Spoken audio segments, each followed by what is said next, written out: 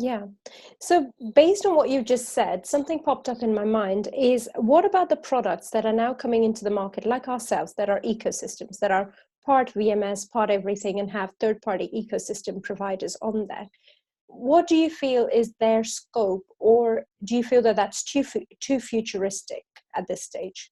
No, not at all. And actually, for anybody that's working in the talent acquisition space today at a senior level, that's a journey that actually they should be quite familiar with and pretty enthusiastic about. So if I compare that product evolution journey Hmm.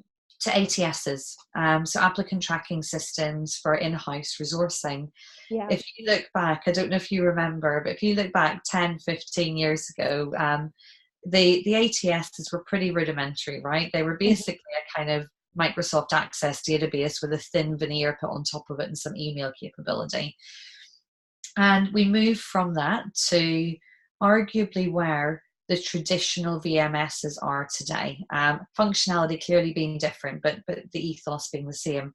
So if you look at the big traditional VMSs today, they're doing that very stereotypical ATS role plus the extra elements on the commercials.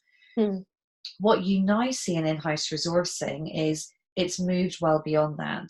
So you've now got products that are a skillful blend of a number of different facets that are really important to resourcing. So ATS, Hmm. CRM, talent pooling, talent management, even for in-house resourcing in some cases, a degree of rate management so that you can actually look at pipelining in an appropriate way. Hmm. So that evolution has helped forward-thinking TA teams on the in-house industry Hmm. become much more strategically bought in with their organization because they've got tools that help them do a really holistic and much more strategic role than simply an admin function. Yeah. And I think that's what we're seeing on the contingent side as well. So I think it's the same evolution.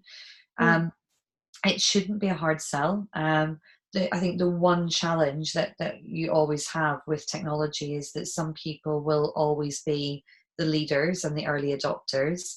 And Hmm. typically, those are going to be either those companies who have got way more forward thinking, Hmm. senior leaders, TA or procurement, running their contingent workforce programs, so people who are really tech savvy.